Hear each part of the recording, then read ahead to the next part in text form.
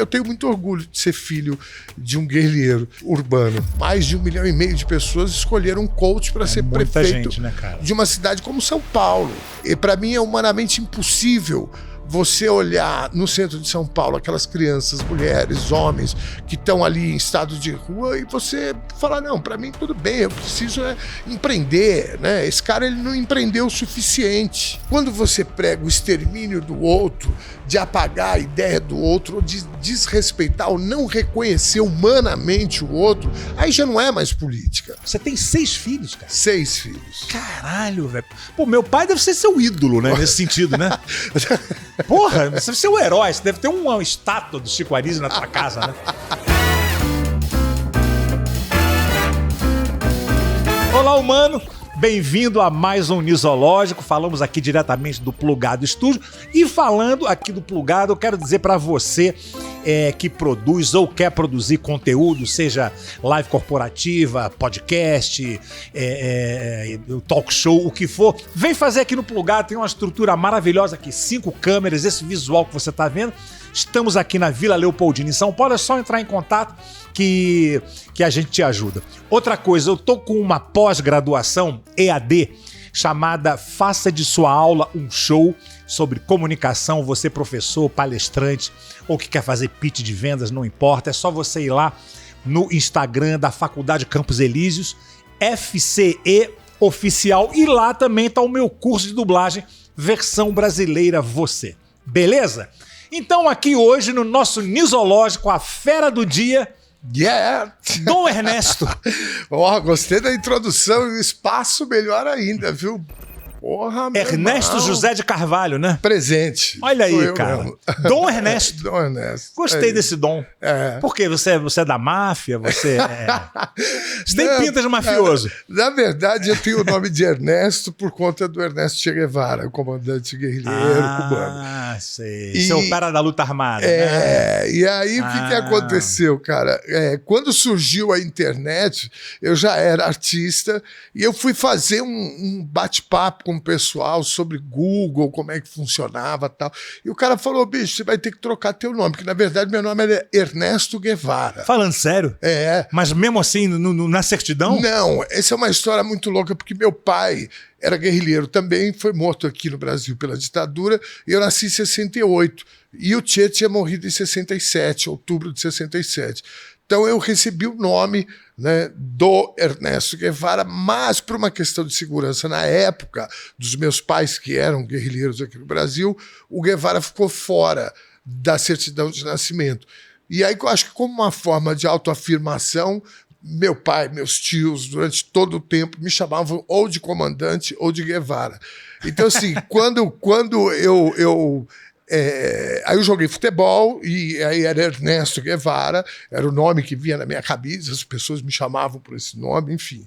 E aí quando eu fui fazer esse bate-papo com o pessoal do Google, os caras falaram, você vai ter que mudar isso. Eu falei, cara, mas eu não posso mudar, porque isso é uma questão familiar, né? Tem uma importância, um simbologismo grande nisso. E aí o cara falou, deu uma ideia, ele falou, coloca algo no meio, né? E aí eu acabei escolhendo Dom. Dom nunca foi meu apelido, mas eu tenho um amigo que chama todo mundo de Dom, que é o cara. Né? Achei que era o Tony Tornado, que o Tony Tornado chama todo mundo de Dom. Porque a Black Music tem essa camada aí também. A Black Music no Rio de Janeiro, os caras se chamavam como Dom, todos eles, porque era uma coisa divina, tal. No meu caso, eu escolhi porque eu fui alfabetizado em castelhano. E Dom é cara, né? O meu, né? Então eu acabei colocando esse Dom aí, que acabou pegando, porque eu acho que é mais fácil, mas eu gosto muito do meu nome, Ernesto. É um nome imponente, né? É um nome... né? E eu acho que essa coisa simbólica do Che também, sim. Eu tenho muito orgulho de ter o nome do comandante. Agora, cara, eu sou filho do Chico Anísio, tem muita história, muita gente pergunta, como é que é ser filho de guerrilheiro, cara? Cara... Eu imagino que seja a coisa mais normal do mundo pra você. Pra mim mas assim... Mas é uma coisa bem peculiar, né? Do ponto de vista pessoal, porque assim, ser filho de guerrilheiro, assassinado. né? Porque se meu pai tivesse vivo... Pela polícia política, Pela né? polícia política. Se meu pai tivesse vivo, seria outra história. Mas como ele foi assassinado, então, do ponto de vista pessoal, é muito ruim. Eu tinha 3 anos quando meu pai morreu, e de uma forma violenta, né? A morte nunca é uma coisa, mas quando é violenta é pior ainda. E então é uma tragédia familiar, porque aí também teve outros desdobramentos, né? Agora, do ponto de vista político, né, para mim, eu tenho muita honra de ser filho de um cidadão que, num dos momentos mais críticos que o Brasil viveu, de um regime autoritário, né, de um golpe militar, pessoas que, não só ele, como outras pessoas, né, partiram para a resistência, muitas pessoas, muitas, inclusive, através das armas, outras através da sua intelectualidade, do humor. Então eu tenho muito orgulho de ser filho de um guerrilheiro urbano. E como é que... Bom, você era muito pequeno, né? Sim.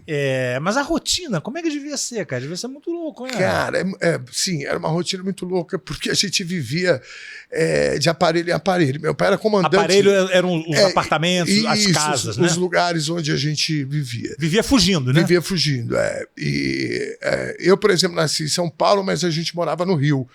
E aí eles vieram para cá por conta, né, da perseguição e etc.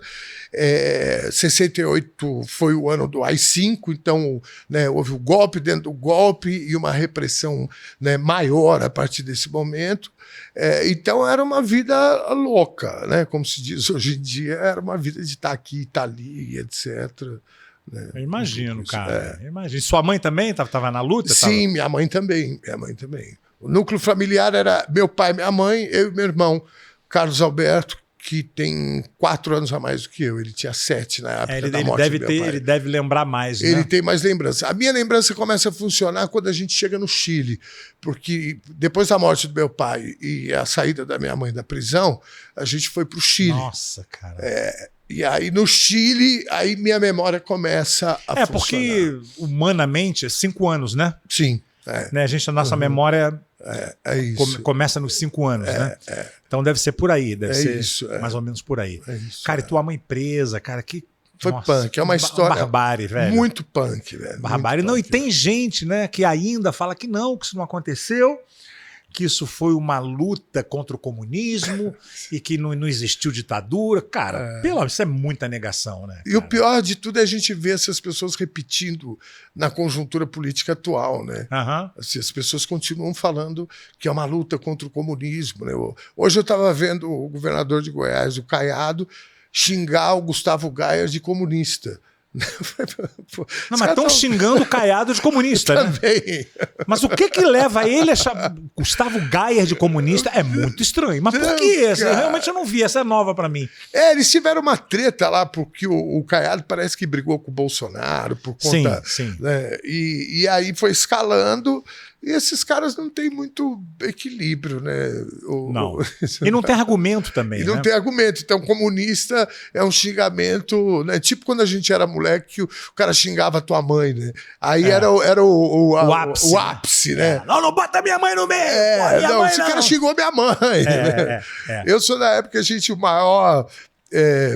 O argumento era, esse cara é um boboca. Não era nem babaca, né? Nem babaca, era boboca. Acho que boboca era a forma de você falar, como tem gente que fala assim, fulano é um safardana, né? Isso. Para não dizer que o cara é um sacana, né? Aí você usava o boboca, que era né? Uma coisa meio tola, meio infantil, né? Meio inocência. Agora, cara, é muito louco isso, essa coisa do comunismo, porque... As pessoas não sabem, né? Vamos fazer uma coisa pedagógica aqui. Vamos lá. O comunismo de Marx, que é o comunismo raiz. Comunismo como é mesmo, né? Me explica, o que é o comunismo? Eu sei, é uma resposta que eu sei, mas eu quero que você... Cara, esses dias a gente estava numa discussão, porque quando a gente fala desse tipo de tema, nós precisamos contextualizar o momento que isso surgiu. Então, assim, muita gente fala, o comunismo não deu certo em lugar nenhum e etc., mas nós estamos falando sem respeitar o tempo histórico, né? Então, o comunismo, a base do comunismo é que não tenha propriedade privada. né, e que o Estado faça a gestão, né, e o Estado sendo governado pelo proletariado. Essa é a tese básica do comunismo. Quer dizer, não existiria presidente, não existiria mais ou menos por aí? Não, você tem um presidente, um líder. A China, por exemplo, é comunista, né? Mas é esse comunismo, porque lá a gente vê que não tem televisão, não pode chegar rede social, né? Então, o comunismo, como eu falei, que é essa coisa de você colocar no tempo histórico. O comunismo da China, para mim, é a evolução do comunismo que foi pensado no século XIX. Com a adaptação do cara falar, olha, nós vamos ter mercado sim. Né? O capitalismo aqui, só que você quer ter uma empresa, você tem. Só que as regras são essas e você precisa cumpri-las. Tudo que é produzido, a classe operária, ela tem uma fatia disso, e você não pode, em momento algum, sonegar imposto, por exemplo. Né? Antigamente o cara era morto, hoje eles tiram todo o patrimônio do cara e dão um apartamento funcional para ele em alguma região da China. Dizem que não pode ter, por exemplo, igreja. Não é verdade. Pode ter igreja, qualquer uma na China, só que você não pode pregar coisas que o Estado decidiu que seria normalizado. Por exemplo, se o Estado resolver que pode-se fazer o aborto legal, a igreja não pode fazer uma campanha contra o aborto. Né? Então, eu acho que é um pouco a evolução, né, do comunismo, como o capitalismo também evoluiu ao longo do tempo, de não ser, entre aspas, tão predador, tão selvagem, mas... Você acha que já foi mais o capitalismo? Você acha que já foi mais? Eu acho que sim, porque quando aparece o liberalismo, que o capitalismo ele entendeu que a classe operária é um filão importante para consumir. Então, eles resolveram, né, dar o bem-estar social para essa camada da sociedade, porque são consumidores em potencial. E, ao longo do tempo, a civilização vai evoluindo, a ciência que tem dentro do próprio capitalismo, né, de começar a entender que, falou, olha, bicho, nós precisamos cuidar do planeta, porque senão o planeta, né, ele não vai aguentar. Não o planeta, mas a civilização, né, nós, na nossa espécie, vai ser extinta.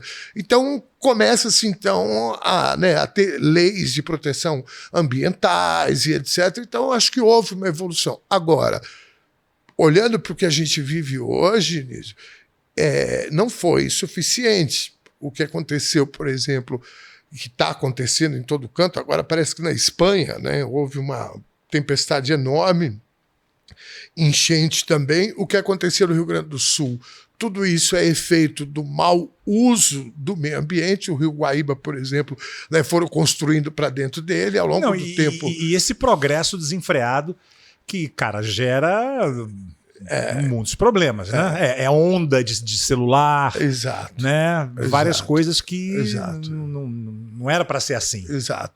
Então, eu acho que o que a gente vive hoje, se fala muito sobre a ascensão da extrema-direita e etc., eu acho que, na verdade, o pano de fundo é a falência do capitalismo. Né? A gente chegou num momento... Porque o capitalismo também... Ele tem um residual negativo, que é ele deteriorizar a cabeça do cidadão.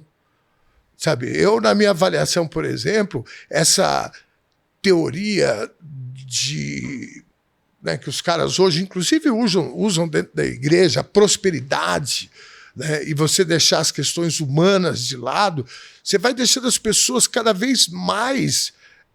com miolo mole, ao ponto, na minha opinião, das pessoas embarcarem num coach, por exemplo, para ser prefeito.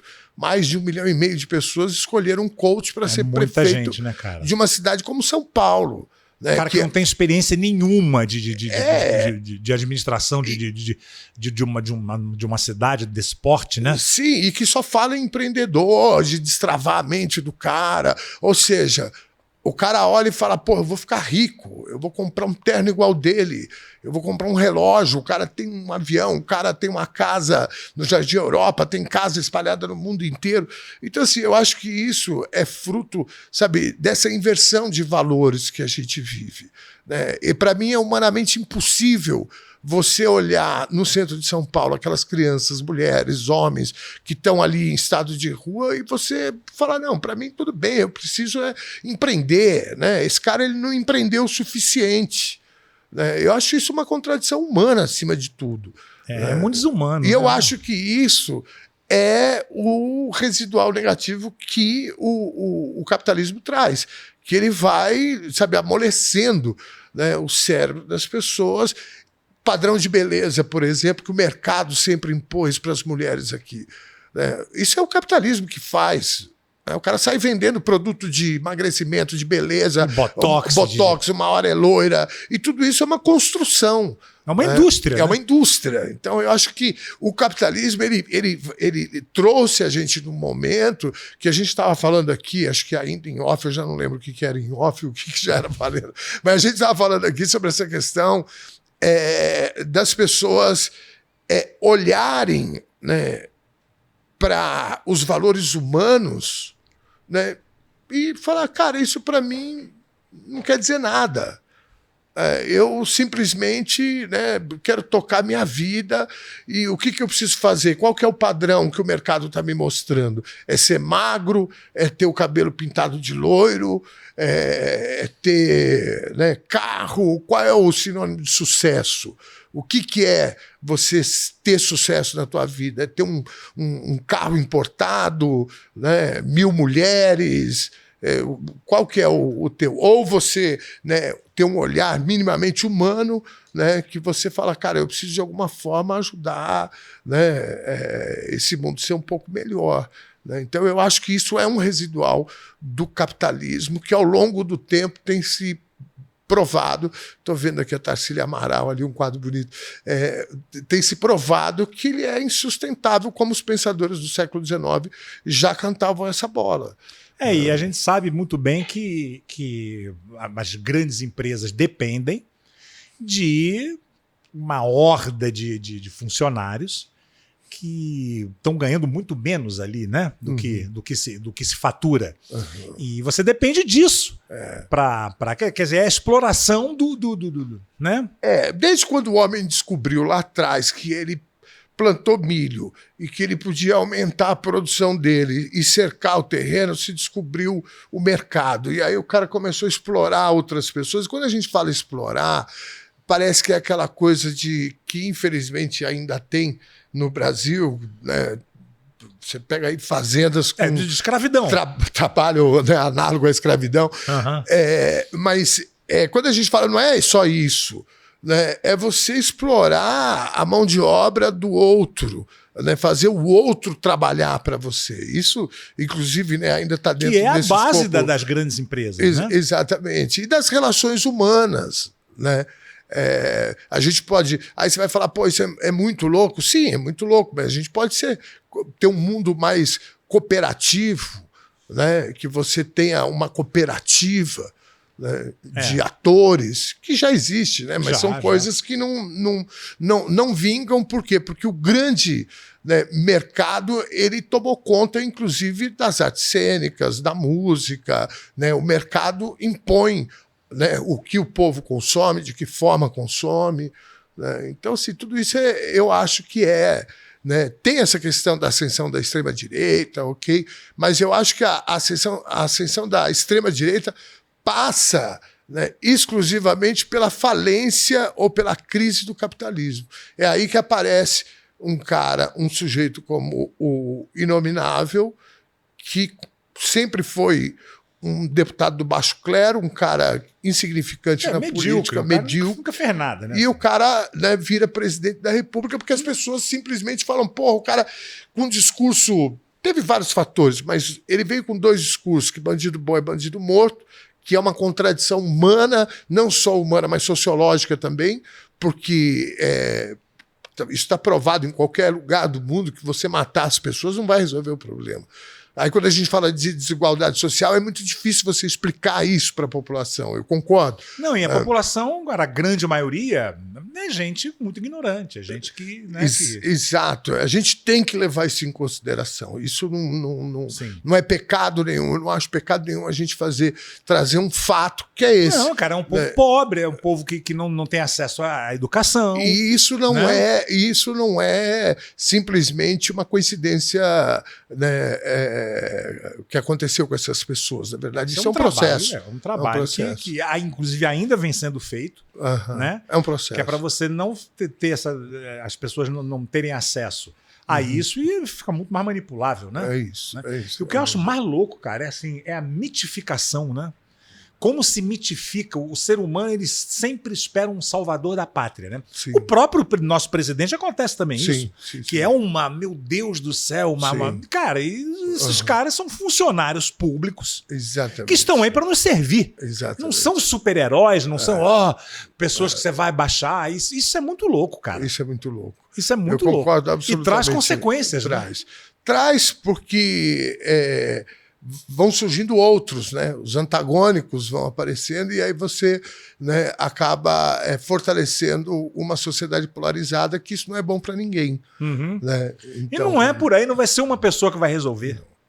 É mais fácil complicar mais ainda do que resolver. Com toda certeza. Aí entra ego, né? Entra essa megalomania Exatamente. Isso são condições humanas, né? Exatamente. E voltando um pouco com essa coisa do comunismo, cara, isso me choca tanto, eu tô batendo nessa tecla aqui, que aí você vê, por exemplo, a galera do agro, né? Com esse discurso. Aí você vê o Plano Safra. Então... fica uma coisa meio... né? Ninguém quer ajuda do Estado, porque isso é coisa de comunista, mas quando precisa, exatamente. o Estado e que nega, socorre. Né? E nega. E nega. Não, eu assim, minha avó, cara, é uma mulher muito simples, filha de escravos, né? Mas ela tinha uma sabedoria espetacular. E ela dizia, entre outras coisas, que o ódio cega. E aí assim, você fica, o amor e o ódio, né? Exatamente. Aí quando você fala do ódio, você fala o ódio cega. Essas pessoas foram cooptadas através do ódio. Então, assim, eu tenho exemplos de amigos que ganharam muito dinheiro no governo Lula 1, Lula 2, que a gente teve praticamente o pleno emprego, o país em crescimento. E o cara, por uma questão de ter sido lá na adolescência, cooptado pelo ódio, o cara ele perde dinheiro, e o agro faz isso também. O cara, e eu não estou aqui fazendo defesa de governo nenhum, é uma constatação. O cara perde dinheiro, mas ele continua, né, jogando contra os interesses dele empresariais.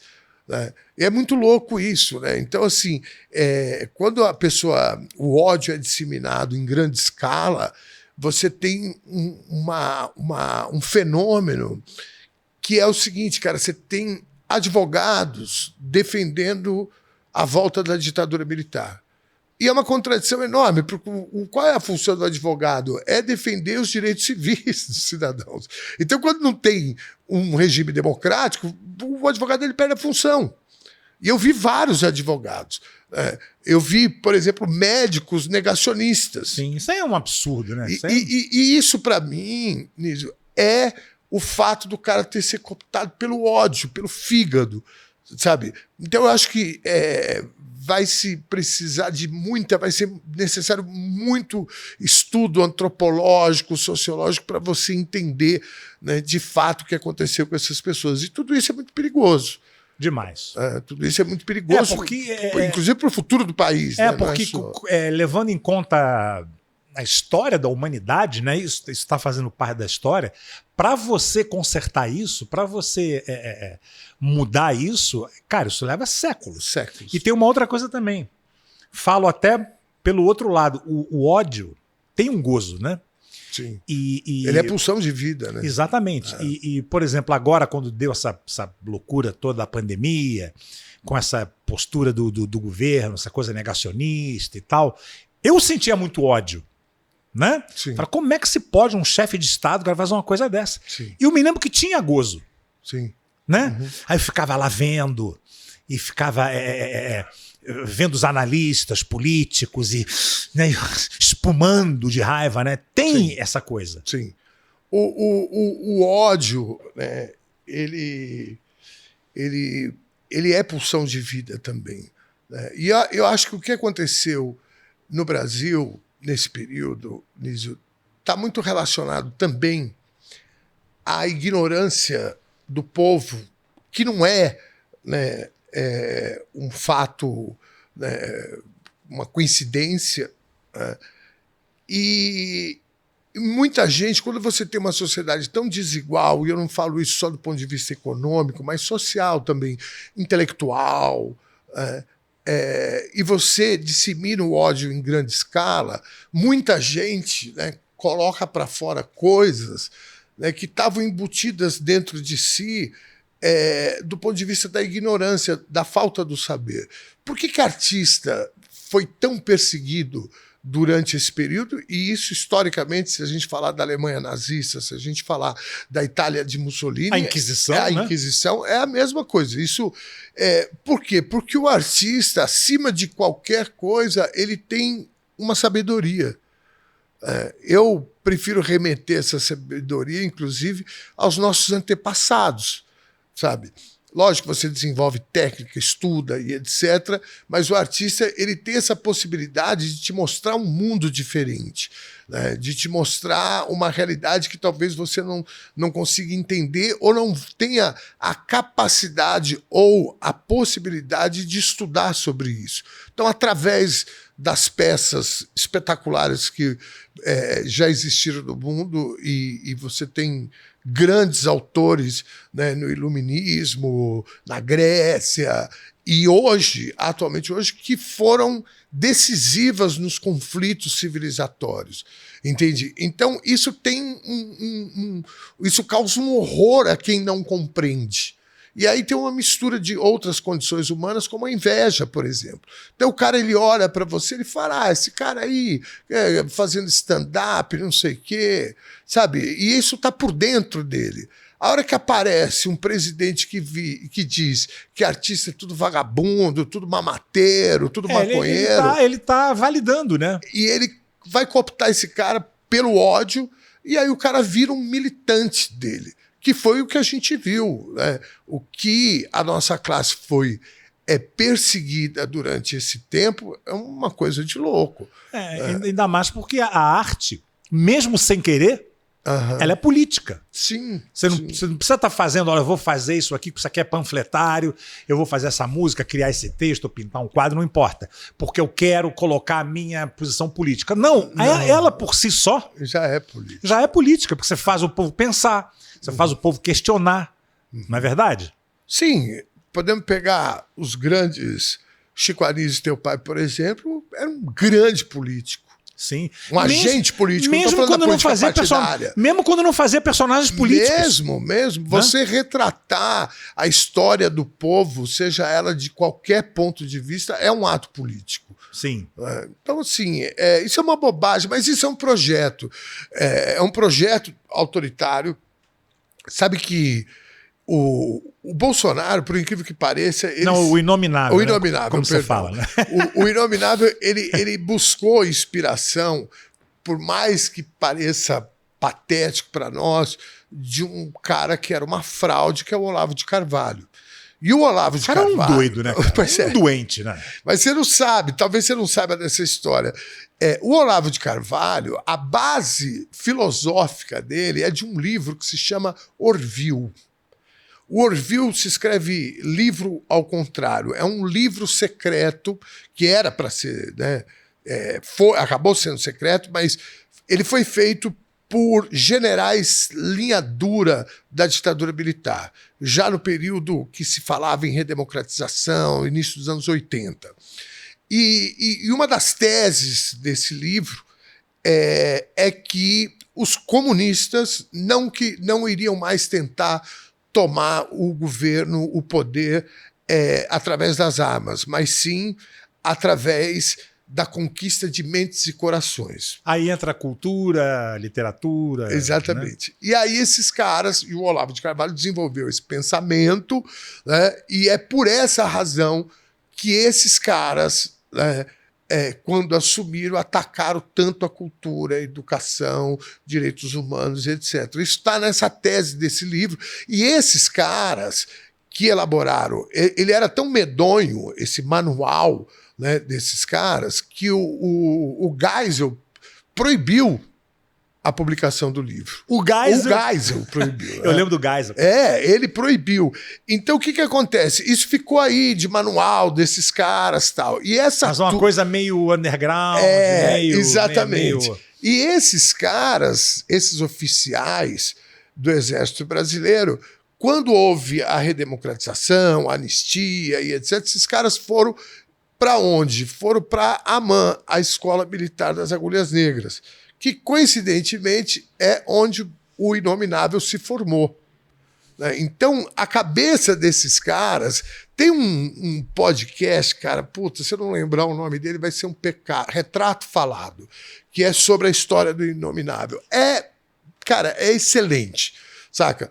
E o cara conta essa história, né? E essa obsessão dele pelo meio ambiente é porque ele vivia aqui no Vale do Ribeira, né, quando era garoto, e Eldorado, alguma coisa, o nome da cidade, e ali tinha umas áreas dos quilombolas, sabe? Tinha umas áreas de proteção. Sei. E os fazendeiros daquela região diziam, não, se a gente pudesse, né, ocupar isso, aqui seria muito melhor, e etc. Então ele tem essa fixação psicótica, na minha opinião, né, em relação ao meio ambiente. Porque, cara, nos dias de hoje...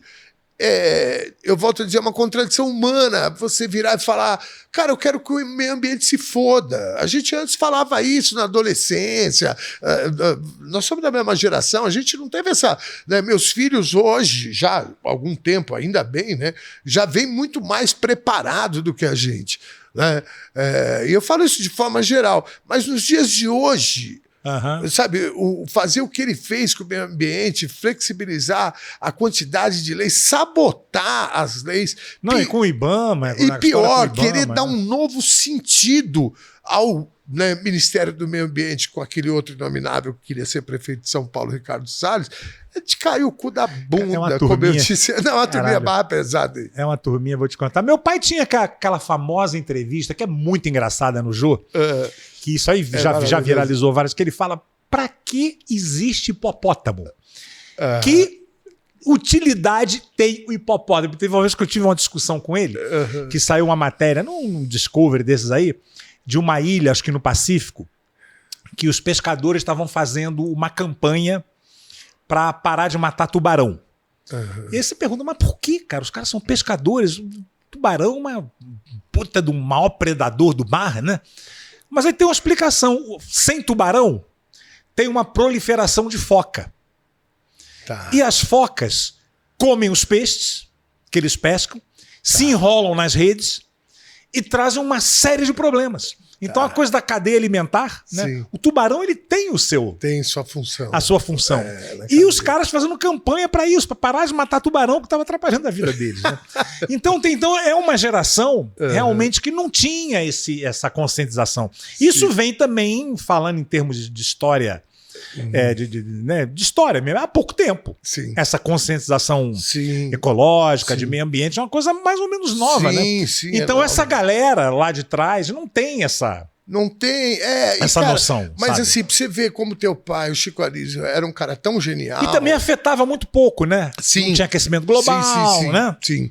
Mas você vê, a genialidade do Chico Anísio, ela passa pelos personagens. Quando você fala dessa piada que ele faz, por exemplo... Que é muito engraçado. Que é muito engraçado. Como aquele personagem que ele dizia, eu quero que pôr tudo dentro do Morumbi e tocar fogo, não sei o quê. Era uma sátira desses caras. Exatamente. Né? Não que ele estava reafirmando, assinando embaixo o que os caras pensavam. Imagina. Era uma sátira de uma realidade. E quando ele faz, por exemplo, essa questão do hipopótamo, pra que hipopótamo? Cara, a hora que você falou, eu me lembrei de um vídeo que eu recebi esses dias, um garotinho, num podcast, ele diz disse, para que eu vou estudar Aristóteles? Não me interessa estudar Aristóteles, sabe? E aí ele vira e fala assim, se o bandido chegar, eu vou gritar, Aristóteles, Aristóteles. O Chico Anísio, há mais de, sei lá, 30, 40 anos, com esse personagem, eu não sei de quando é esse vídeo, mas o cara, ele já debochava, já satirizava essa ignorância, né? Sim. Então, assim, isso é muito doido, cara, e ao mesmo tempo muito triste, né? Porque você vê uma criança né, falar dessa forma sobre a filosofia, que é a base do pensamento civilizatório, é um horror. Se bem que o meu pai, na verdade, ele acreditava nisso, no caso Não, do negócio do hipopótamo, mas levou. Levou e elevou, né? Que pra fazer humor, você tem que enfeitar. Sim, né? maximizar. Você tem que criar uma coisa ali pra ficar engraçado. Sim, mas ele tinha esse pensamento, que é uma coisa muito antiga. Que é da época. Sim, né? sim. Quando a gente olha, né, respeitando o tempo histórico, né? Outro dia surgiu uma polêmica que o Chico tinha sido machista numa música e etc. Não sei se você viu o Chico Buarque. Aí eu falei, pô, estamos de brincadeira. Né, cara? Pegar Monteiro Lobato, né, e fazer uma revisão. Eu acho desrespeitoso e de uma forma muito ignorante do ponto de vista do saber, né, de você não compreender o tempo histórico das obras que foram feitas. Né? E também essa coisa de agora, dessa coisa da perseguição, que é uma coisa que eu sempre falo, o mimimi, isso veio o fato das pessoas terem voz, porque as pessoas sempre se ofenderam, os pretos sempre se ofenderam com racismo, as pessoas com deficiência não gostam de piada com a condição delas, mas não tinham onde reclamar. Hoje tem. Então isso fomenta demais esse tipo de discurso, né? Fomenta, porque agora você tem onde ir e tem gozo, o negócio que eu falei do ódio, então a pessoa gosta, ela vai lá no seu perfil e ela te ofende com requintes de crueldade, de vocabulário e tal, e não vai fazer isso nunca pessoalmente, né? Sim, a gente sabe que esse é um outro ponto também que eu acho que a gente precisa discutir muito, sabe? Que são esses limites, né, desse fenômeno que é a internet. Sabe? Porque é uma coisa nova. Sim. A gente não estava preparado para isso. Exatamente. Cresceu de uma forma que a tecnologia... Antigamente a gente falava, como é que vai estar a tecnologia daqui a 10 anos? Hoje a gente fala como é que vai estar daqui a 3 meses. Sim. Porque o negócio está numa evolução absurda. Sim. E não tem como segurar e não tem como você administrar isso até na sua cabeça. Né? Então eu acho sim que tem que ter uma regulamentação. Mas censura não é censura, cara. Tudo tem regulamentação. Você vai chegar na tua escola e vai chegar e falando que você... Não é assim. Sim. Liberdade de expressão tem limite. Sabe? E eu acho que tem que ter, porque aí entra ameaça, racismo, incentivo a suicídio, aquela palavra horrível com P, que eu não vou nem dizer aqui, né? Que você que está nos vendo aqui sabe muito bem o que é. E isso não pode, velho. Sim. Isso não pode.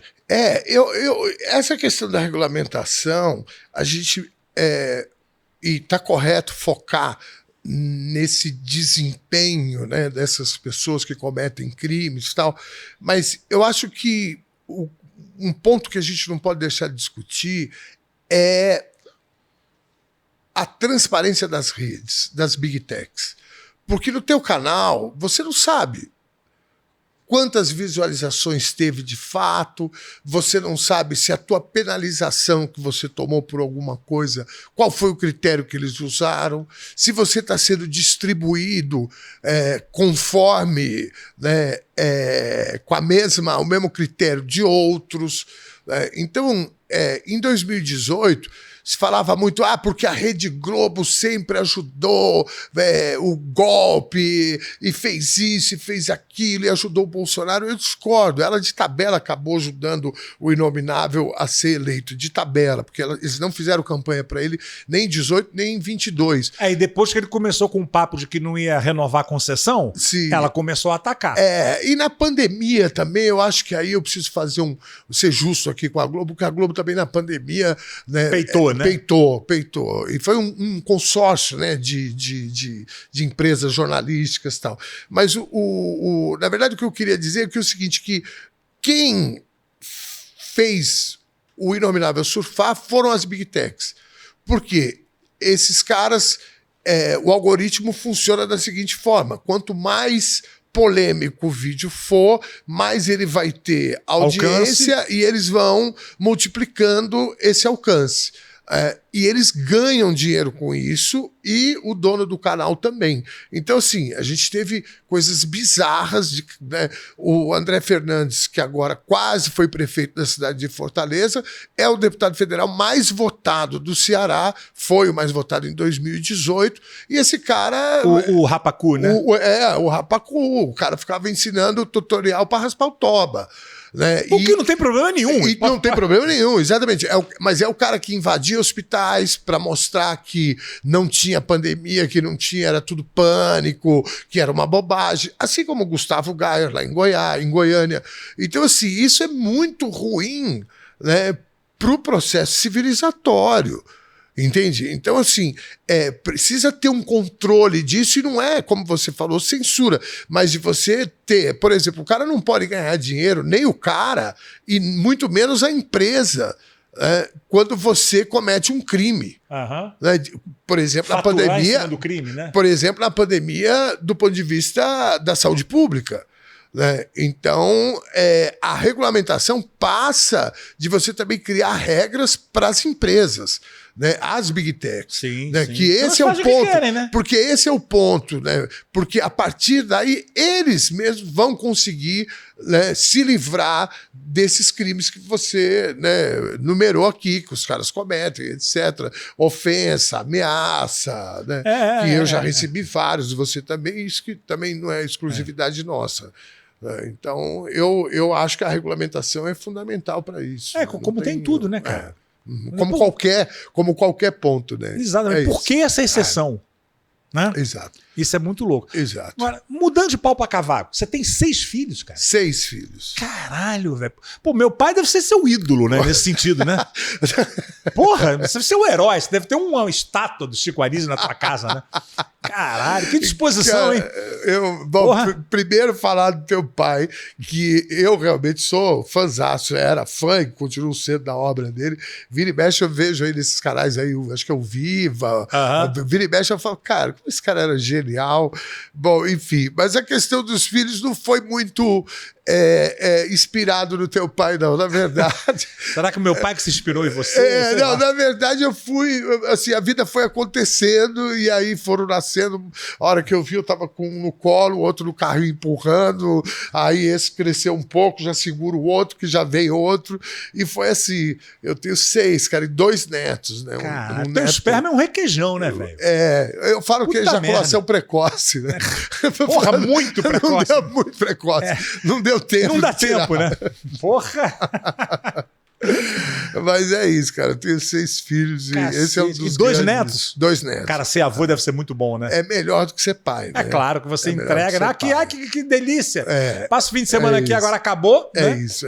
A minha neta, que tem 8, tá morando em Londres agora. Tem 8 anos, né? 8 anos. Não pensei que a neta tivesse 8 filhos, 8 anos. Ou 8 meses. Não, tem 8 anos. E o Juan, que é Juan Ernesto, que agora também em outubro fez 17. Você tá falando sério? Você tem um neto de 17 anos? Eu fui pai muito cedo. Com 18 anos eu já era pai. Nossa, cara. Eu fui pai com 18 cedo, e minha filha também teve o Juan jovenzinha. Então, o neto de 17 tá quase do meu tamanho. Cara, eu tive com 26, eu falei, cara, onde é que eu tava com a cabeça, bicho? Você teve com 18, é um menino. Pra você ser pai, né? Sim. Porque é uma Não, eu com 18 anos eu era um pivete. É lógico. Quem não é? Ainda mais homem. Quando os meus filhos passaram pelos 18 anos, eu falava, cara, meu Deus do céu. Eu tenho um filho de 25, eu falo pra ele.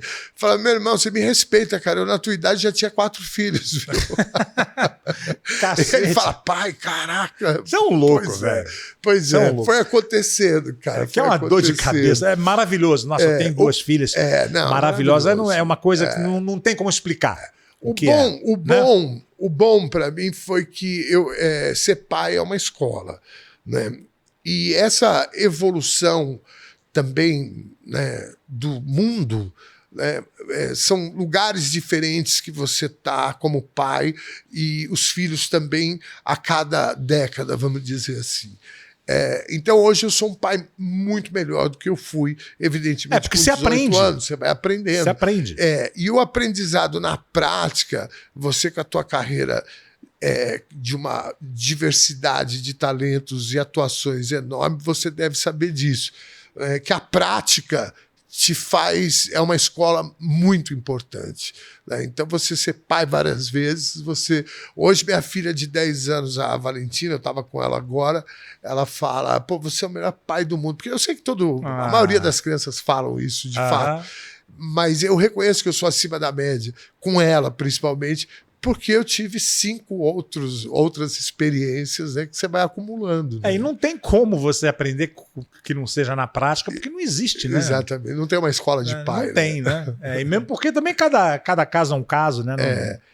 Eu também tenho cada formação é uma formação, né? Então... E eu tenho uma coisa também que eu acho que você também deve passar por isso, cara, que a figura por proporções e razões diferentes, a figura do meu pai é muito forte para mim. E no teu caso também deve ser. Lógico, né? Demais. Demais. Então, cara, o mínimo que você tem que ser é um bom pai. Né? E eu acho que isso foi sempre um referencial para mim, assim, né? O pai que eu queria ter tido, né? As informações que eu tenho de como era meu pai, né? Então, isso é uma coisa bem legal que acontece comigo e eu falei, deve acontecer com você também. E levando em conta todos os defeitos, né? Porque claro. Não tem como, são seres humanos e de uma geração muito diferente, né? Exatamente. Com criações, eles tiveram criações muito diferentes, com outros valores e com outro método de criação. Sim. Isso, obviamente, influencia, né? Eu digo aqui que a geração do teu pai hoje estaria com quantos anos? Cara, estaria com mais de 90. Mais de 90. Eu vejo essa geração dele. O meu companheiro da minha mãe morreu agora há pouco, há uns meses. E ele estava com 87, né? E às vezes eu ficava pensando, cara, o mundo não é mais para eles. Não. É outra coisa. É outra coisa. Essa coisa de você pedir comida pelo às celular, vezes pra gente. Não, eu já me sinto assim. Né? Muitas vezes eu me sinto assim, já me sinto assim. O ser humano é muito saudosista, né? Então não tem como, né? Tudo no nosso tempo era melhor e tal. Não, e essa virada tecnológica... É que a gente pegou, a gente veio do analógico e viver cara, isso agora é foda, cara. É muito louco. Mas eu acho que a gente está saindo bem. Pelo menos eu e você, a gente está se virando. Dentro do possível, né? Porque eu vejo alguns contemporâneos meus, falo, porra, caraca, bicho. Agora, no dia da votação, eu fui votar num colégio lá em Diadema, onde eu estudei, e quando eu cheguei no Brasil, eu fui morar lá. Então, eu tenho colegas da adolescência que você encontra. Sim, né? Aí eu falo, pô, esse aí tá mais analógico do que eu, né, cara? Muita gente assim, né? Voltando um pouquinho à política, qual foi o teu vídeo que viralizou? Quando deu o seu boom? Porque eu te conheci, você apareceu lá no meu For You, na minha linha do tempo. Linha do tempo que a gente chama, é timeline, né? Do nada, comecei a te ouvir, falei, quem é esse cara, porra? E você lembra qual era? Você espumando de raiva. Eu falei, cara, esse cara é muito figura. E aí comecei a te seguir, e aí, logicamente, ele começou a aparecer. Não lembro qual era, mas qual foi o seu boom? Não, eu vou te contar. Você sabe que, assim, quem sente na pele, na alma, a crueldade, a perversidade, você desenvolve talvez um novo sentido, que é de você enxergar o lado escuro das coisas sempre. Então, quando o Inominável apareceu, eu meio que já previa o que iria acontecer. Não previa, evidentemente, a pandemia, mas a gestão dele, né? Bom, você sabe, a gente já falou sobre isso, meu pai foi morto pela ditadura, minha mãe presa, eu vivi no exílio por mais de 10 anos, eu tenho 4 tios irmãos do meu pai, que também foram presos e torturados, e 2 deles são desaparecidos até hoje. E há muito tempo, a questão do desaparecimento é uma coisa muito pesada, porque quando você morre, é um vazio muito grande, é uma coisa, bicho, inexplicável. Então, toca assim, o telefone, toda hora você vai lá. O maior drama da nossa família não foi a morte do meu pai, a prisão da minha mãe, as torturas, a gente foi pro exílio, fomos pro Chile primeiro, aí houve o golpe militar, a gente teve que sair correndo. Então, de todas essas questões que a gente viveu, o mais terrível é o desaparecimento dos meus tios. A incerteza do que, exatamente, que aconteceu, onde estão. Exato. Mesmo sabendo, né? Mesmo sabendo que foram mortos, mas, cara, e cadê os restos mortais? Quem é talvez mais espiritualizado ou religioso, né, mais ligado à religião, ainda tem essa questão dos restos mortais. Na minha família não tem muito isso, mas tem uma questão, talvez até um pouco política, de falar, cara, nós temos o direito de saber.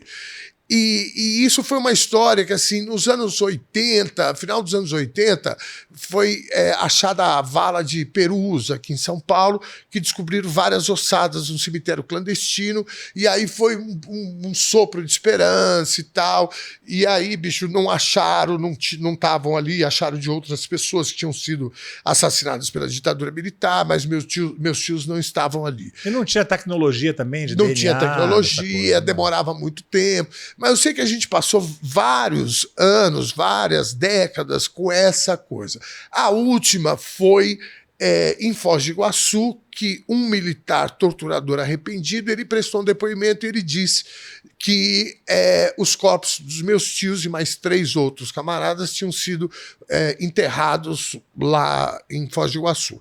E aí se mobilizou todo, né, um aparato estatal para fazer as escavações, né, profissionais da área. E nesse período eu recebi uma foto de um banner, né, onde foi que enterraram os nossos mortos, que era a campanha que entidades dos direitos humanos estavam fazendo. E aí o que acontece? O Inominável tirou uma foto ao lado desse pôster e disse, a legenda era, quem procura osso é cachorro. Então isso é uma das coisas mais... que mais pegou. Cara, é muito perverso. É muito perverso. Sabe? E quando você sente excede, né? Excede os ideais. Exato, exato. Você tem as disputas políticas, que é normal, pessoais e etc. Mas esse tipo de coisa é o que você falou, excede o campo da humanidade. Então o que acontece? Aí, por isso que eu falo que essa coisa de você enxergar na escuridão, você conseguir olhar, eu olhei no olho desse cara na foto, eu falei, cara, tá aí a perversidade em pessoa. Bom, quando ele ganha as eleições, né, eu já sabia do que ele era capaz. Obviamente não sabia o que ele ia fazer. Logo no primeiro instante acabou com o Ministério da Cultura, tentou dar um novo sentido aos direitos humanos, a questão da Fundação Palmares, a educação, que ele colocou um cara que era contra a educação, mas tudo isso estava dentro, né, do radar do esperado, de, né, quem eu nasci dentro da política. Né? Uhum. Então a gente já esperava isso e ok. Bom, num determinado momento, assim, uma das piores coisas que esse cara trouxe pra gente foi abrir a tampa do bueiro, que saiu um bando de gente que, como você falou, se identificou com ele. Porque não transformou ninguém. Não transformou ninguém, ele apenas deu voz. Né? Exatamente. Tem esse papo. Não, porque... Não, já era assim. A gente não ouvia falar... Era uma coisa velada. A gente não ouvia falar, por exemplo, as pessoas, eu quero a ditadura militar de novo, tem que matar 30, mataram pouco, torturaram pouco. Depois do aparecimento dele, começou isso a pipocar. E o Zezé de Camargo, um dia, deu uma declaração dizendo que não houve ditadura militar, que isso era uma bobagem, que tinha um pouco de controle e tal. E eu fiz uma carta aberta... respondendo ao Zezé de Camargo. E essa carta deu uma viralizada. Né? E aí passou, tal. E aí, quando a Regina Duarte assume a Secretaria Nacional de Cultura, ela vai dar uma entrevista na CNN, a gente já estava em pandemia, E eu tinha feito uma live musical um dia antes, então tava cansado tal, e fui dormir. E aí, cara, apareceu no meu celular um monte de mensagem. Pô, você viu o que a Regina Duarte falou e etc. E, cara, eu falei, cara, o que aconteceu? Aí eu fui ver. E muita gente me cobrando para fazer uma carta, né, de resposta a ela também, como filho de pessoas vítimas da ditadura, minha história e tal. E eu falei, cara, não, vou fazer. Só que ao invés de fazer a carta, eu falei, bom, vou fazer um vídeo. E aí eu gravei um vídeo e esse vídeo viralizou. E ele viralizou de uma forma muito forte. E rápido. E rápido. Foi uma coisa absurda, que aí minhas redes começaram a crescer, eu tinha pouca expressão nas redes. E aí, cara... Eu vi que o negócio era sério, numa perspectiva de eu ter a responsabilidade, por conta da minha história, da história dos meus pais e de tantas pessoas que foram vítimas da ditadura e que estavam sendo, né, agredidas moralmente, fisicamente, por esse bando de gente. E eu falei, cara, não dá para eu ficar quieto.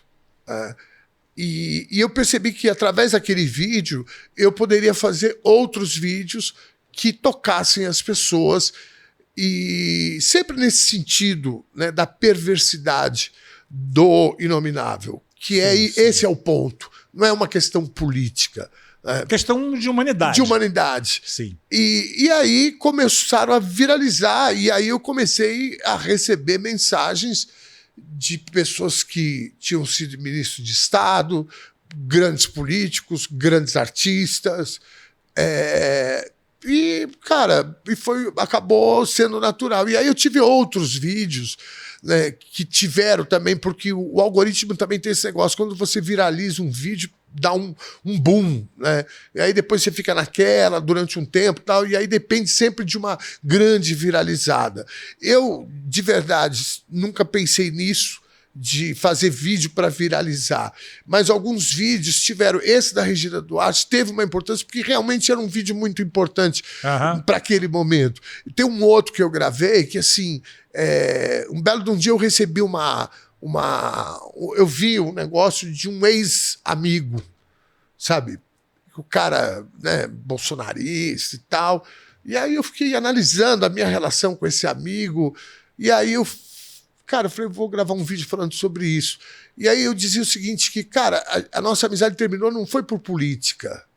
Política é outra coisa.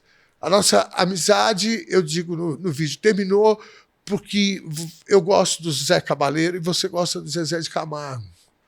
Eu gosto da Sônia Braga e você gosta da Regina Duarte. Eu sou pela vacina, você debocha da vacina. Então, assim, eu fui dando vários exemplos de verdade, que eu falei, no final das contas, eu falo, a gente não tem mais nada em comum. Nós vamos tomar uma cerveja e vamos falar do quê? Aí fica aquela coisa de você ficar cheio de dedos, pisando em ovos, que você não pode tocar naquele assunto, que é um assunto importante, você fica aquela coisa rasa. Exato, né? As pessoas com 5 mil mortes. Chegamos a ter 5 mil mortes por Covid por dia. É muita gente, cara. Cara, é um horror. E eu vou conversar com você sobre o quê? Você vai tentar me convencer que a vacina não funciona? Uma coisa que eu sempre falava, cara, quando estava no auge dessa loucura, com esse negacionismo, essa coisa anti-vacina, que é uma coisa assim... Não tem como explicar, né? Não tem como. Eu sempre falava, cara, não é uma questão política, é uma questão de humanidade, entendeu? Não esquece a política. Sim. Tem política no meio? Tem. Mas, acima de tudo, é uma questão de humanidade, cara. São, sim, como você falou, 5 mil pessoas morrendo por dia. Sim. Todo mundo, sem exceção, foi afetado. Sim. Ou um parente, ou um amigo, ou um colega. Sim. Né? Uhum. E, cara, até quando vai ficar essa porra? Sabe? Uma coisa muito louca, cara.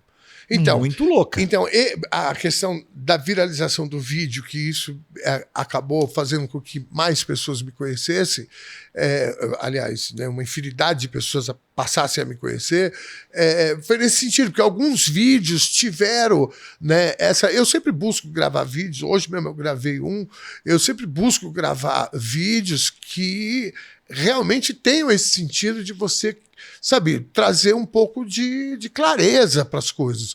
Porque uma das coisas que eu senti durante esse tempo, Nise, você também já falou sobre isso agora, que é uma coisa muito louca. As pessoas vão falar assim, cara, você não vai tomar vacina? Mas como assim você não vai tomar vacina? Então, não é possível. Você não vai usar máscara. Não, é uma questão comunitária, porque não é só para você. Exato. Como você é que você pode transmitir? Exato. E já do ponto de vista político ou histórico, porque já não se trata de política, como é que você pode ser a favor da tortura? Como é que você pode apoiar um cara que é a favor da tortura? Um cara que fez uma saudação a um dos piores torturadores aqui do Brasil, que Isso é o Ustra. punk, o cara que introduzia ratos nas vaginas das presas. Botava políticas. cobra e torturava na frente do filho, cara. Então, botava uma criança de 6 anos pra ver a mãe ser torturada. Não se trata do meu caso. Entende? Eu não posso ser teu amigo porque você defende esse cara e a minha família e eu fui vítima disso. Não, cara, se trata de uma questão de humanidade, entende? Então, assim, não era mais uma questão política. Eu abri mão de relacionamentos de amizade que eu tive no passado e etc. E as pessoas dizem, porque por causa de política as pessoas estão brigando. Não, desculpa, cara, não é por causa de política. Na política a gente sempre se resolveu. A questão é humana. Não, sempre foi assim, cara. Por exemplo, na época de Lula e Fernando Henrique, sim, tinha uma polarização muito grande. Né? Sim. Mas você nem sabia sim, em quem o teu amigo tinha votado. Sim. Não tinha esse debate desse jeito. Eu que sempre fui mais envolvido na política, eu até tinha, mas nunca eu tive uma discussão por conta disso. E não deixava de ficar amigo da pessoa. Não, mas jamais, né? A gente respeitava, falou, olha, tá tudo certo, cara, é o que você pensa. Nem chegava nesse ponto, entende? Porque o pano de fundo da política, assim, quando você está no campo da política, eu acho que tudo tem racionalidade. A extrema-direita está fora do campo da política. Entende? Porque eles negam a política. Então aí você... Negam o Estado, né? Não, eles negam a política mesmo, né? Porque eles entendem tudo como uma questão binária. Ou é isso ou é aquilo. E a vida não é assim. Então, não se trata de política. Quando você prega o extermínio do outro, de apagar a ideia do outro, ou de desrespeitar ou não reconhecer humanamente o outro, aí já não é mais política. Porque a gente pode divergir do Estado mínimo, Estado mais inchado, programas sociais e etc., que tinha essas divergências. Não, e é importante, cara. O debate é muito importante. É muito importante. O antagonismo é muito importante. Eu aprendi muito. Aliás, eu aprendi mais com pessoas que não estavam dentro do meu campo político, que é o pessoal do PSDB antes do Aécio Neves.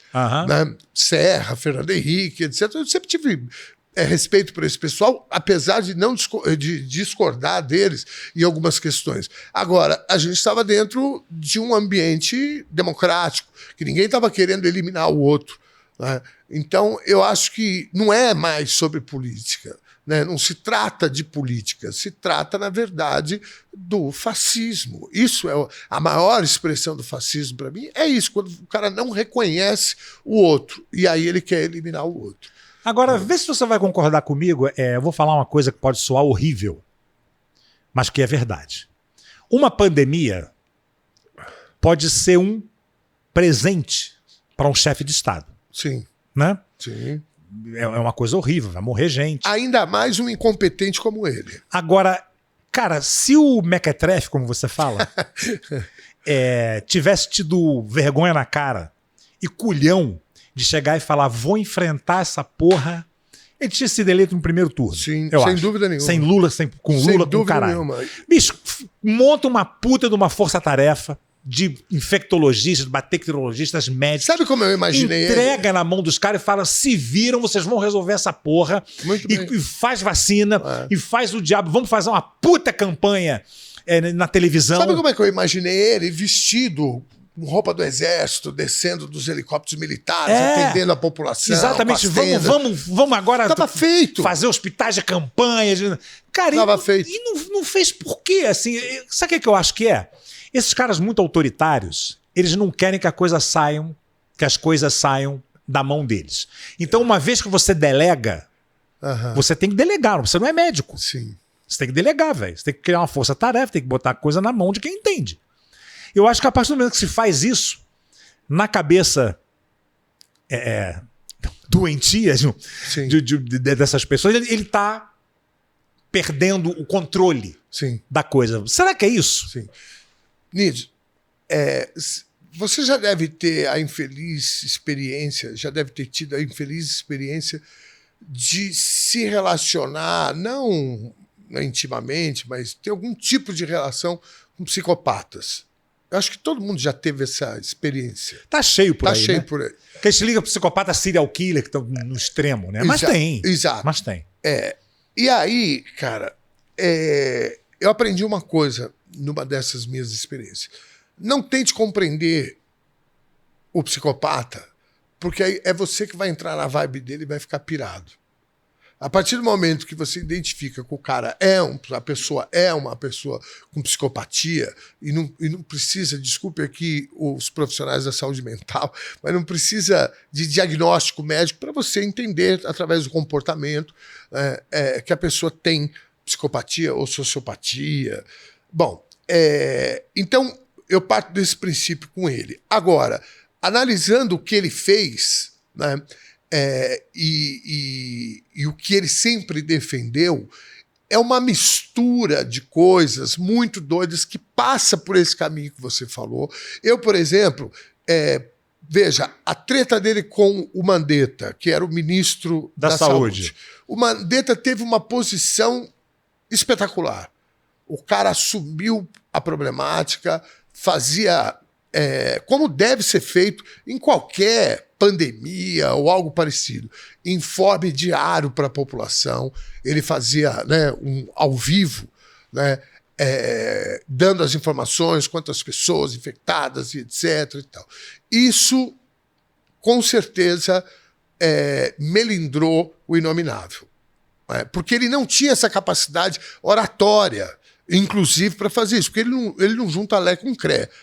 Quando ele está muito, muito medicado, como ele estava esses dias agora, ele falou: o Lula podia dar aí, né, uma anistia para o povo do 8 de janeiro, né, e tal, enfim.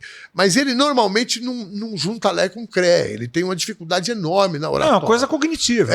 Cognitiva, exato. Então, assim, eu acho que esse é um ponto, dele olhar o Mandetta e falar: porra, peraí.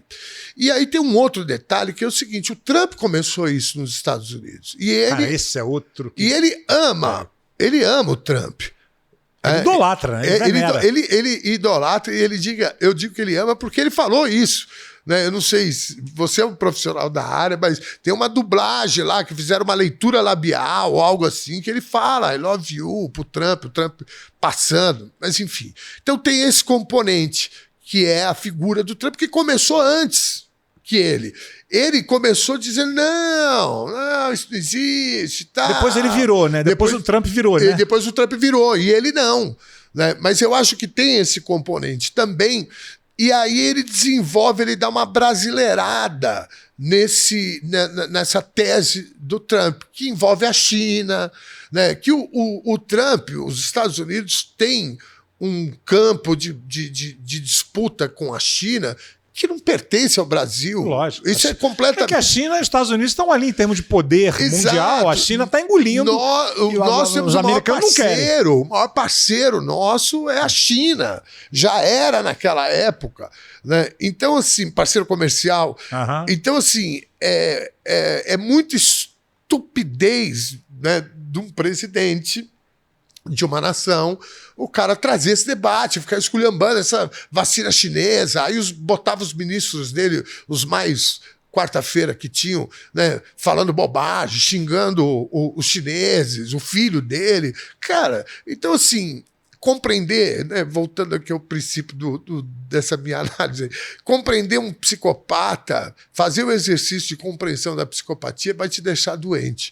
Eu já passei por isso, não fiquei doente, mas todas as vezes, até eu aprender que, cara, isso relações profissionais e etc.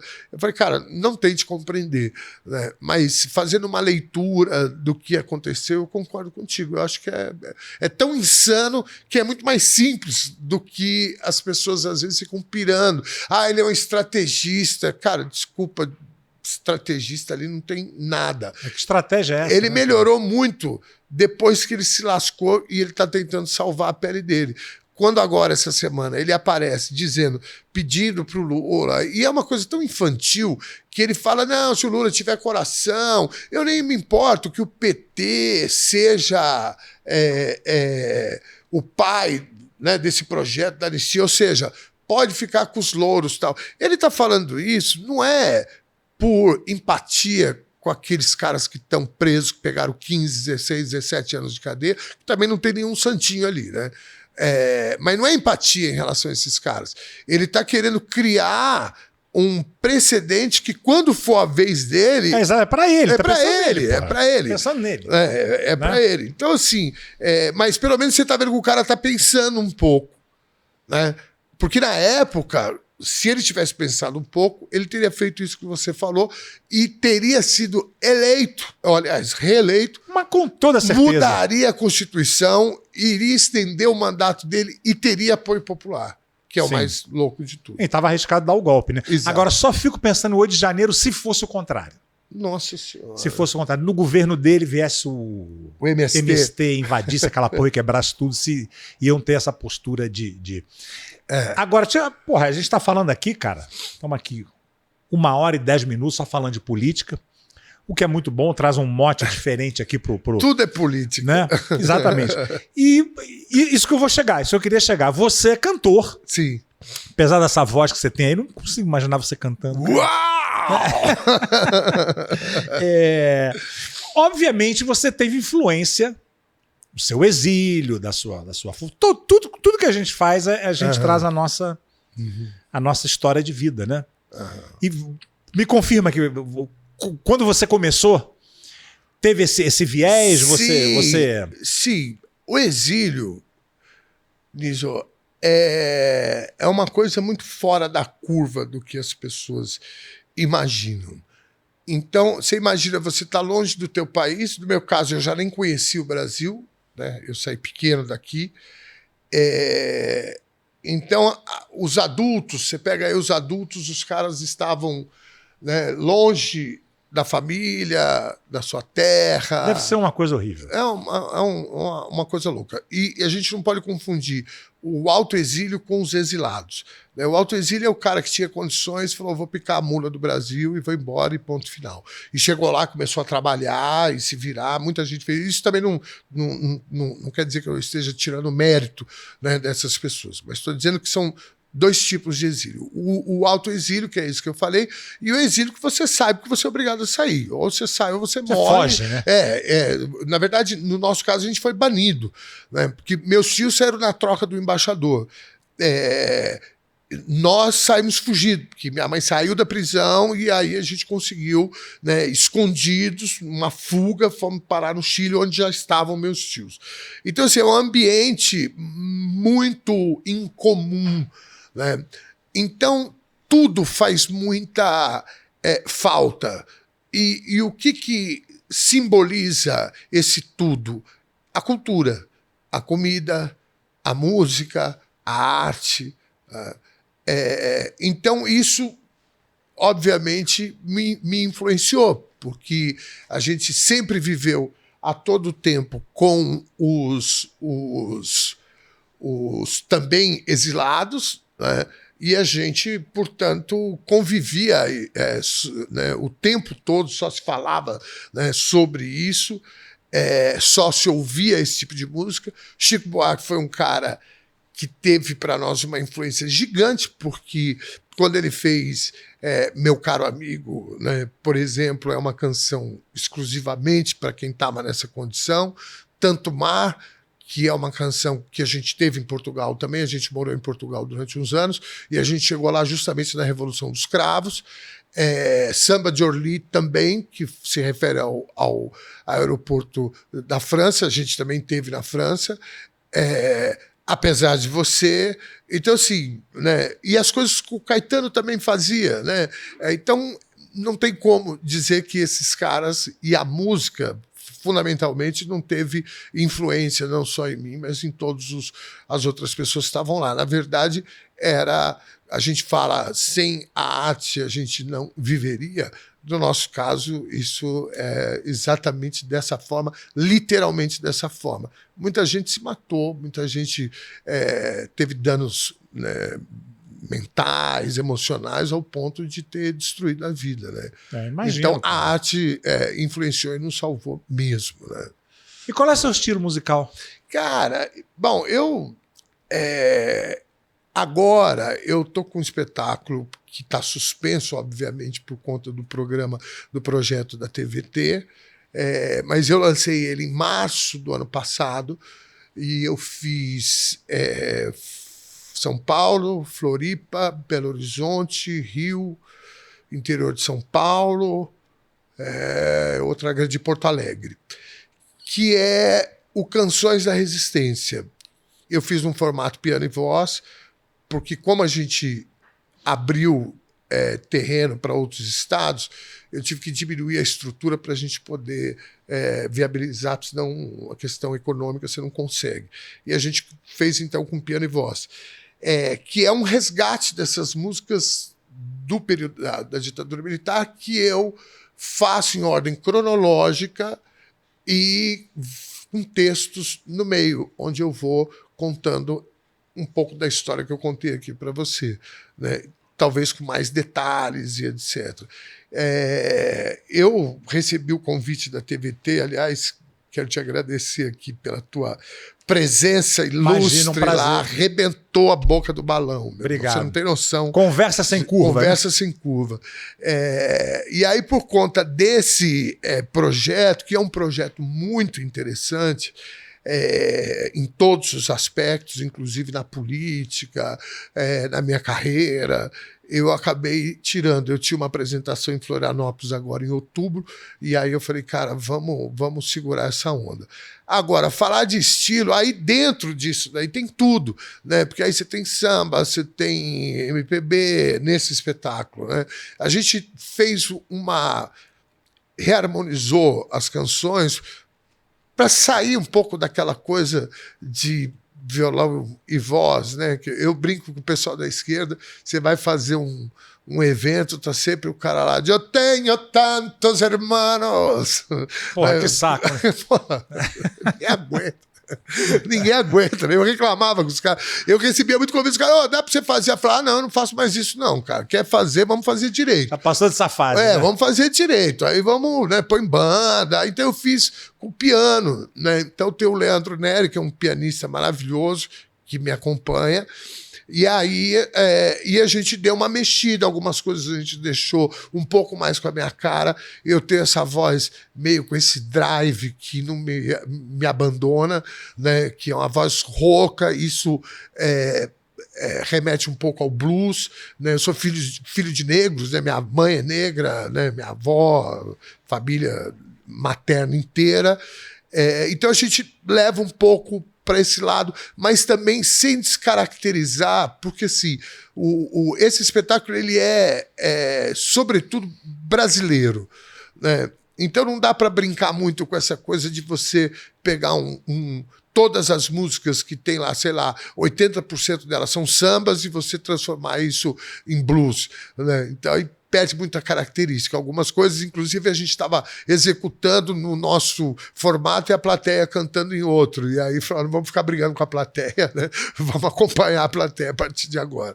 Então, mas o que eu gosto mesmo é a música preta, né? E eu tenho uma queda muito grande, que talvez você também tenha, por uma questão de geração, que é com o rock nacional dos anos 80. Sim. Né? Eu acho, inclusive, que esse pessoal teve um papel importante na redemocratização do país, sabe? Com certeza. Aliás, eu já produzi um espetáculo que se chamava Soul Rock Brazuca, que conta um pouco dessa história, né? Da importância do dos artistas e bandas dos anos 80 no período de redemocratização. A gente saía da ditadura militar, né, vinha a nossa geração, né, querendo, né, liberdade. Então foi uma coisa meio Woodstock para nós, né, New Wave, com roupas coloridas. E a Blitz que abriu esse caminho todo, né, Sim. que vem lá do Asdrubal, trouxe o trombone. Então esse pessoal tem um papel importante também na minha formação e também na questão orgânica, que é o gosto, né, de você ouvir isso e canções que nos marcaram tanto, né? Então, a minha onda musical é mais ou menos por aí, querido. Tu é um subversivo do caralho, né? Não tem como ser diferente. Desgraçado. Assim como você é um humorista do caralho. Obrigado. Porque não tem como. Cara, você nasceu, né, você é da dinastia do Chico Anísio. Você, né, e lá no Conversa Sem Curva, você me falou isso, né? E que acompanhava teu pai, por exemplo, nas turnês. Isso Sim. é de uma pedagogia. Isso é um privilégio, assim. É um privilégio absurdo. E assim como eu, né, nessa questão política, eu convivi com grandes pensadores da política, grandes intelectuais. Aliás, amanhã eu vou entrevistar um deles no Conversa Sem Curva, que é o Frei Beto, né, que é um cara monstruoso. Né? Bom, como aqui é gravado quinta-feira... Não, ele vai só no domingo. Vai só no domingo? O episódio que eu vou gravar com ele amanhã... Domingo agora? Vai domingo agora. Então foi ontem. Boa. Tô tentando aqui fazer... Boa. Mas só ir lá. Você tá mais com mais experiência do que eu com isso, porque eu ainda fico, cara, amanhã... Porque hoje é segunda. Tá. Não é, mas pra quem tá vendo é. Né? Muito bem. Que maravilha. Pô, Ernesto, obrigado demais, cara, você ter vindo. Cara, que isso, eu que agradeço. Prazerzão, viu? Irmão. Espero que o papo não... Eu costumo sempre falar que tudo é política. E eu acho que tudo é política, inclusive a omissão. Né? Quando você se omite da discussão, você também está tendo um ato político. Com certeza. Então, e a política não precisa ser ruim. A política, apesar, né, da classe política ter perdido crédito, e não foi à toa também, mas a política é uma arte muito importante. Para mim, é a única ferramenta efetiva de transformação da sociedade. E, de novo, a política não é só a política partidária. Né? A política é o que você pensa, o que você fala, com quem você convive, o que você come, o que você fuma, com quem você fica. E, como diz Guimarães Rosa, é junto dos bons que a gente fica melhor. E eu estou feliz de estar aqui contigo. Prazer e honrado, meu irmão. Prazer meu. E ainda mais aqui nesse estúdio maravilhoso do Plugado. Cara, olha, fiquei de cara, mas, viu, brother? Reforço aqui. Se você quiser fazer seu conteúdo aqui no Plugado, aqui na Vila Leopoldina, São Paulo, é só procurar a gente. Temos toda a estrutura aqui para você. Dá suas redes aí, dá seu serviço. Bom, vamos lá. O YouTube é Cantor Dom Ernesto Oficial.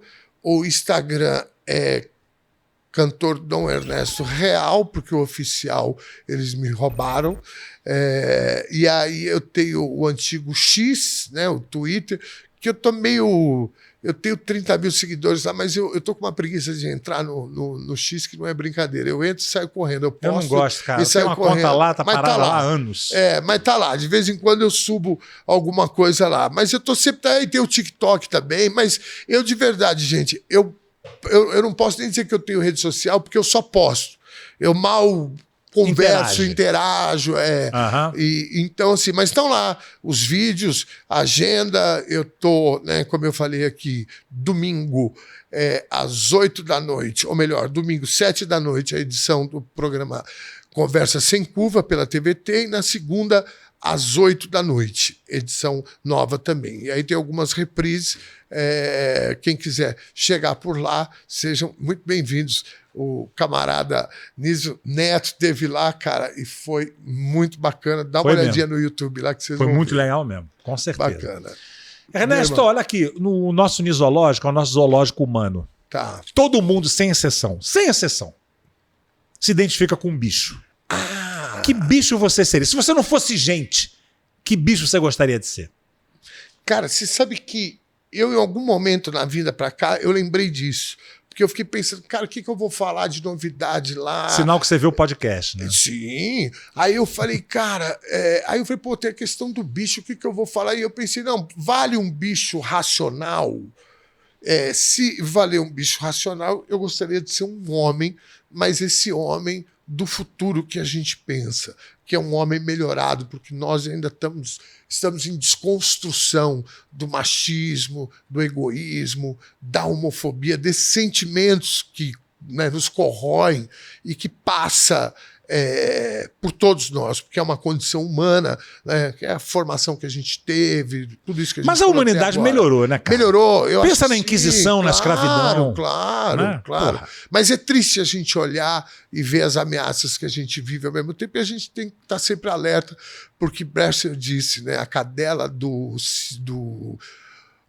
fascismo está sempre no cio, então a gente tem que estar sempre atento. Mas, respondendo a tua pergunta, já que não vale um bicho racional... Porque você sabe o que eu vou pedir aqui agora? Um bicho mesmo, né? Bicho mesmo, cara. Ou uma bicha, o que você quiser. Eu gostaria de ser uma águia. Uma águia? Uma águia, cara. Você sabe que aquela história da águia é lenda, que ela tira as penas... Ah, é? É, aquela quando faz então 30 anos. Eu não queria ser águia, não. Peraí. Né? Tem essa história, quando ela vive 60 anos, quando ela faz 30, ela vai lá para um rochedo, arranca todas as penas, arranca todas as unhas, bate o bico na pedra, fica sem bico, ela se renova inteira e volta para viver o resto da vida. Isso é mentira, isso já comprovavelmente lenda. Cara, então imita uma águia aí pra eu ver. Eu nem sabia. Foi? Foi rápido, com drive. Eu imagino isso. Ela faz esse barulho? Eu vi um Discovery Kids. Discovery Kids é demais, é um Discovery. Um documentário sobre umas águias, cara. Umas águias. Não, é um bicho inacreditável. E eu ficava olhando, cara, olha o olho, e aí ela para no lugar. Ela é foda, a águia é fica foda. Com uma puta visão panorâmica de tudo, observa. Então, eu acho que eu gostaria de ser uma águia. Ótimo, então você será uma águia. Muito bem. Obrigado, querido. Vou fazer mais uma tatuagem, vou pôr uma águia aqui agora. Cara, de coisas irreversíveis já basta filho. Não vou fazer tatuagem nunca. Querido, muito obrigado. Eu que agradeço. Feliz de ter vindo aqui. Eu que agradeço, obrigado, um prazer. Honrado. Obrigado também por você nos ter assistido aqui. E fica sempre de olho aqui no Nisológico, temos sempre grandes atrações. E você sabe que aqui a gente cria o bicho solto, né? Até a próxima.